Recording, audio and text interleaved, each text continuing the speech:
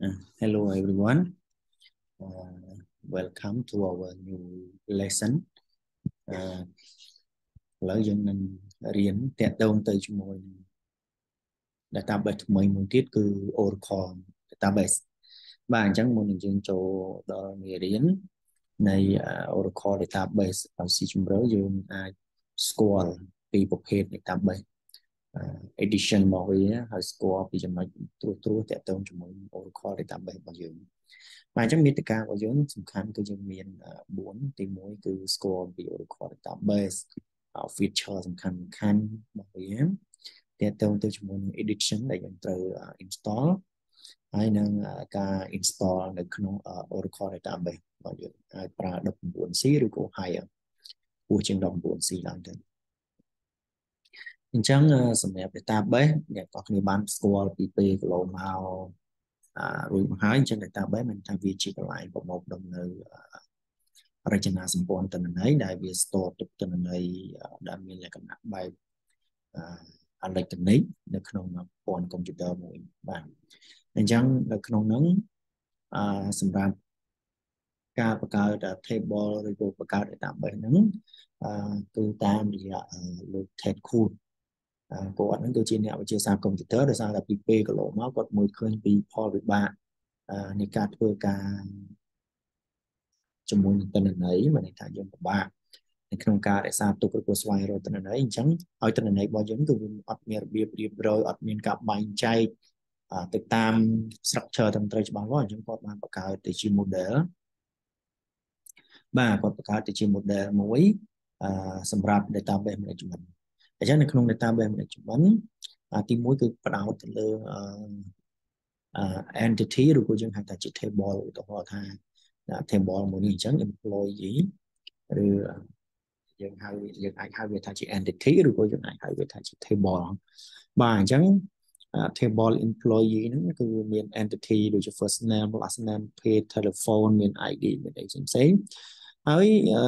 នៅក្នុងនោះគឺយើងមានការបែងចែកសម្រាប់ entity មួយហ្នឹងគឺវា store ទិន្នន័យដែលមានលក្ខណៈជា tabular មកថាវាមាន row មាន column ឲ្យវាត្រឹមត្រូវជាក់លាក់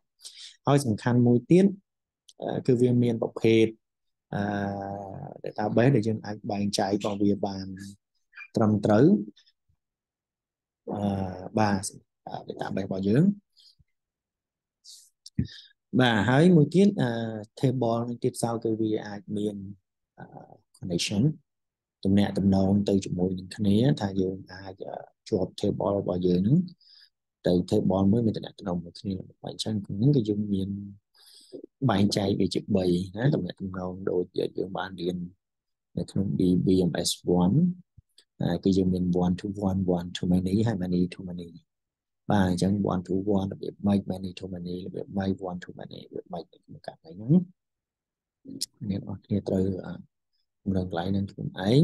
បន្ថែមទៀតឬក៏ខ្ញុំនឹងបន្ថែមនៅក្នុងវីដេអូបន្ទាប់ហើយនឹងតកតងទៅជាមួយនឹងការបែងចែក table តាម analyze table ដែលយើងប្រមូលបានពី client របស់យើងមកទិន្នន័យហើយយើងបំលែងជា table ហើយយើង convert analyze ទៅបែកទៅវាចេញទៅជា table ទៅក្នុងគម្រោង so on F1 2 3 BCMF ឬក៏4ឬក៏5អូខេអញ្ចឹងសម្រាប់ database ដូចអ្វីដែលអ្នកនរគ្នាបានរៀនមកបានរៀនមក SQL បានរៀន SQL server ហើយឥឡូវយើងបានរៀនទៅជាមួយនឹង database Oracle របស់យើងនិយាយទៅសម្រាប់ database ហ្នឹងគឺវាមានលក្ខណៈអត់ខុសគ្នាប្រហែលបាទមានលក្ខណៈហាក់ហាយគ្នាជាពិសេសគឺតកតងជាមួយនឹង SQL statement បាទ SQL statement គឺវាមានលក្ខណៈហាក់ហាយគ្នាស្ទើរតែ 90% ហើយបើយើងនិយាយពី database មួយ database មួយអញ្ចឹង database យើងមានផ្សេងក្រៅពី3ដែលខ្ញុំបានរៀបរាប់ហ្នឹងវាអាចមានជា actualize database វាអាចមានដូចជា NoSQL ពពួក NoSQL វាអាចមានជា MongoDB វាអាចមានជាពពួក Handop អីផ្សេងៗប៉ុន្តែប្រភេទ database ទាំងអស់ហ្នឹងគឺគេយើងត្រូវដឹងថាយើង apply ពេលណាយើងគួរតែប្រើ database មួយណាពេលណាយើងគួរប្រើ database មួយបាទដូចជាពពួក SQL server សម្រាប់ open source យើងអាចប្រើវាបានស្ទើរតែគ្រប់កម្មវិធីណាគាត់ថា vì bỏ Microsoft ពេលខ្លះវាអត់ support ទៅជាមួយនឹងកម្មវិធីរបស់ open source បាទដូចគ្នាសម្រាប់ open source ពេលខ្លះវាអត់ support ទៅជាមួយនឹង Microsoft ទេអញ្ចឹងយើងត្រូវដឹងពីកលៈទេសៈរបស់វាដែរថាយើងប្រើកម្មវិធី open source ដូចជា Python យើងចង់មានទៅជាមួយនឹង SQL Server វាប្រហែលជាពិបាកសម្រាប់អ្នកនេះតែបើសិនយើង connect មក Oracle យើង connect ទៅជាមួយនឹង MongoDB ឬក៏យើង connect ទៅជាមួយនឹង MySQL អីក៏វាមានលក្ខណៈងាយស្រួលបាទងាយស្រួលជាង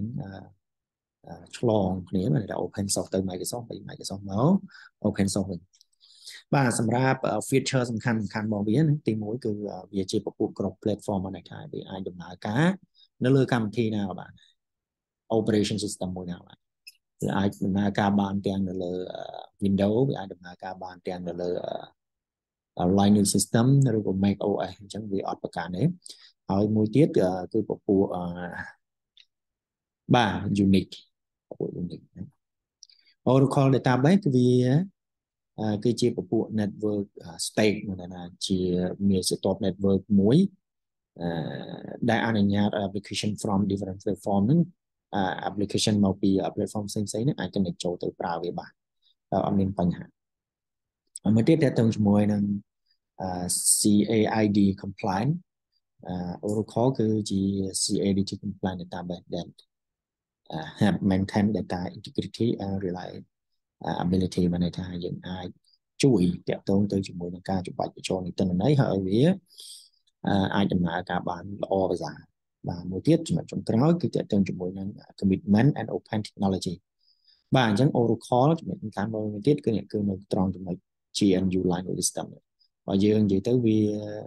ជា first database ដែលអាច support តែ support ទៅជាមួយនឹង GNU Linux បាទដំបូងគេតាំងពី1999ដែល Oracle បានធ្វើឡើងបាទមួយទៀតជាសំណួរសួរថាតើ Oracle យើងប្រើនៅកន្លែងណាខ្លះបាទ Oracle ជាធម្មតាគេអាចប្រើវាទៅជាមួយនឹងគ្រប់ platform គ្រប់ application ប៉ុន្តែដែលគេពេញនិយមប្រើមែនទែនដូចជាតាមប្រព័ន្ធធនាគារគឺគេពេញភាសាវាមានសុវត្ថិភាពខ្ពស់ភាសាវាមានសុវត្ថិភាពខ្ពស់ហើយបច្ចេកវិទ្យារបស់វាហ្នឹងគឺវាមានការធានាផ្សេងពីខាងសាន់បាទក្រុមហ៊ុនសាន់បាទសម្រាប់មកទៀតគឺវាមាន logical structure បាទមាន data structure store ដែលវាមានតំណែងជាមួយ database ដោយរវាងផ្នែកគេដោយមិនចាំបាច់ស្គាល់អំពី data is stored physically បាទមួយទៀតទៅជាមួយ partition មាន memory caching គេថាវាអាចធ្វើឲ្យ system របស់យើងនេះដំណើរការបានលឿនដោយសារតែវាមាន memory caching ចាំខ្ញុំពន្យល់ថែមណាមួយទៀត data dictionary ការរៀបចំនៅសំណុំនៅ table ហើយនឹងអាច support ជាមួយនឹង administrator recall database យ៉ាងមានប្រសិទ្ធភាពការ backup និង recovery បានជាចំណុចសំខាន់តែយើងត្រូវ backup ឬក៏ recovery នៅអ្វីដែលយើងបានdelete ឬក៏យើងលុបចោលយើងចង់ recovery វាមកវិញតែយើងត្រូវធ្វើបាទចុងក្រោយមួយទៀតគឺ clustering បាទគឺ Oracle reapplication cluster បាទតើតើទៅជាមួយនឹងដំណើរការដោយមានការ interrupt នៃ service បាទនៃ service សម្រាប់ edition មកវាមានច្រើនណាស់ប៉ុន្តែមានដូចជាពពួក enterprise មានដូចជាពពួក standard edition នេះបាទអញ្ចឹងយើងអាចប្រើ19C ដូចជា enterprise edition ដូចគ្នាប៉ុន្តែគាត់ថាវាឲ្យយើងជា ស្ថិតក្នុងទម្រង់ developer mode បាទអញ្ចឹងខ្ញុំនឹងឲ្យអ្នកនរគ្នានេះជា requirement របស់វាបាទអញ្ចឹងយក Oracle RAM យ៉ាងតិចណាស់ 2G បាទ RAM graphic របស់វា556 dollar available disk space 210G គឺគ្រប់ហើយសម្រាប់ដូចបាទអត់ច្រើនមកនេះណា 12G អូខេមាន processor យ៉ាងតិចណាស់ពួក Intel ដែរសម្រាប់អូខេនេះដូចជាមិនជាបញ្ហា NTF តែតើជាមួយនឹង Windows và về support មាន Windows Server មាន Windows ធម្មតារបស់យើង8ចុចឥឡូវបន្លាមមកណា Windows 9 Windows 10គឺអាច support ទៅទាំងអស់ហ្នឹងបាទអត់ជាបញ្ហាទេសម្រាប់ Oracle 19C អ្នកនរគ្នាអាចចុចទៅលើ link នេះខ្ញុំផ្ញើឲ្យអ្នកនរគ្នាបាទចុច link មកអ្នកនរគ្នាអាចទៅ download ចេញពី official website នេះអញ្ចឹងអាច download ចេញអូខេតមកទៀតតាក់ទងទៅដើម្បីអ្នកនរគ្នាបន្ទាប់ពី download ហើយអ្នកនរគ្នាត្រូវគិតតាក់ទងជាមួយនឹងការ set up របស់នេះបាទនៅកន្លែង set up នេះអ្នកនរគ្នាត្រូវតែមានការប្រយ័ត្នប្រយែងហើយត្រូវ take ត្រូវតែបដោតហើយយកចិត្តទុកដាក់បន្តិចទៅខំយើងមាន store ទៅនាំឲ្យការ connect របស់យើងអត់បានជោគជ័យអញ្ចឹងជំហានទី1ដោយសារតែម៉ាស៊ីនបើសិនជាអ្នកទាំងអស់គ្នាប្រើ Windows មានន័យថា Windows Operation System អ្នកជំហានទី1ទៅបង្កើត folder មួយជាមួយ DB Home បាទ DB Home បង្កើត direct យកទៅហើយបន្តមកទៀត copy មានន័យថា copy អា file របស់អ្នកទាំងអស់គ្នាត្រូវតែ install នៅណាទៅថាដាក់នៅក្នុងdrive C អញ្ចឹង copy ហើយទៅ extract វានៅក្នុង drive C នេះមិនដាក់នៅក្នុង DB Home មិនដាក់នៅក្នុង DB Home DB Home នៅពេលគឺសម្រាប់ត្រង់យកនៅពេលដែលអ្នកទាំងអស់គ្នា install វាមកគឺវាបញ្ចូលក្នុង DB Home folder នឹងបន្តទៀតអញ្ចឹងបញ្ជាក់បន្តិចនៅក្នុង drive C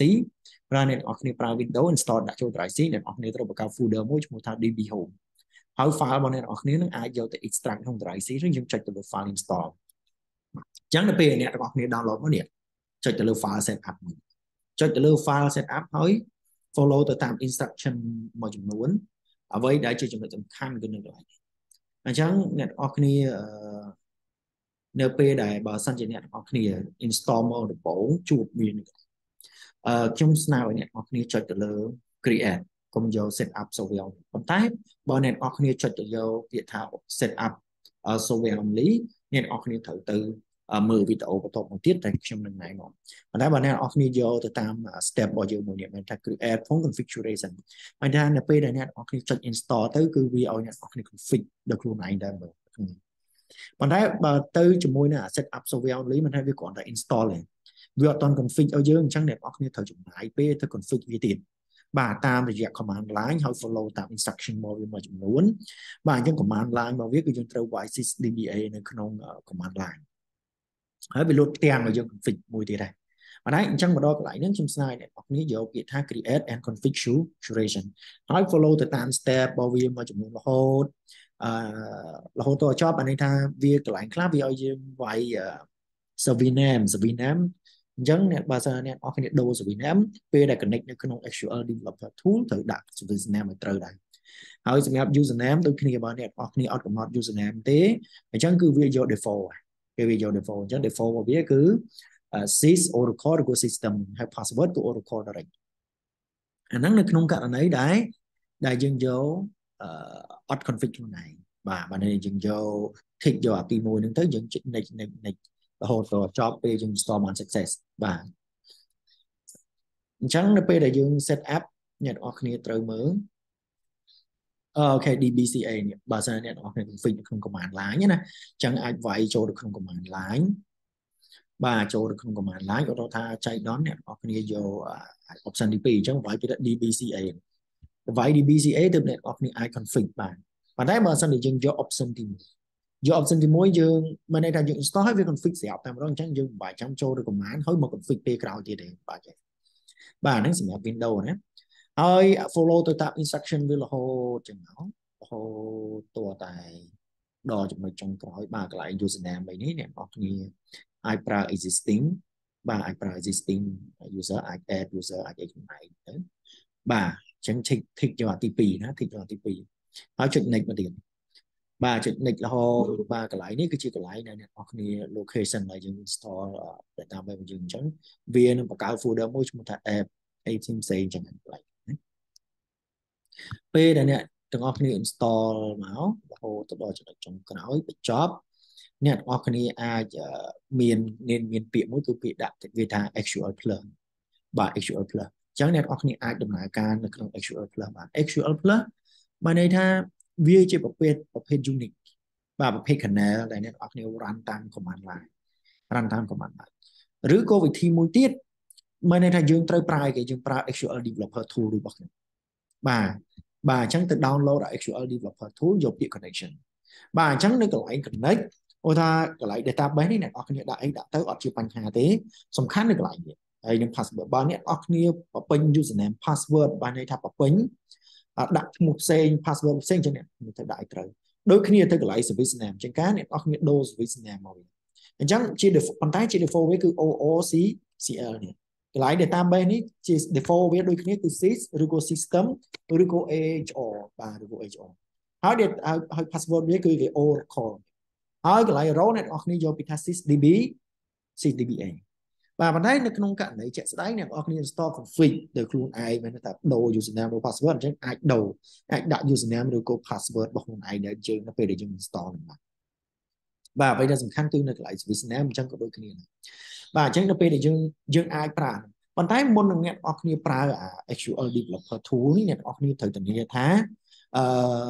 mà sân bọn này ở kia nó cứ service của Oracle cứ cả bàn chụp chơi chẳng dương không mất dương ai đăng tha service bao nhiêu năng bàn chụp chơi ultra na tại này ở kia cho từ nông cho từ nông đời nghe ở kia thử run command O bao nhiêu nhé phải vay bị tha service này service .msc vay cho từ window O cho từ window O máu này ở cái ISO bị tha service.msc hỏi hậu từ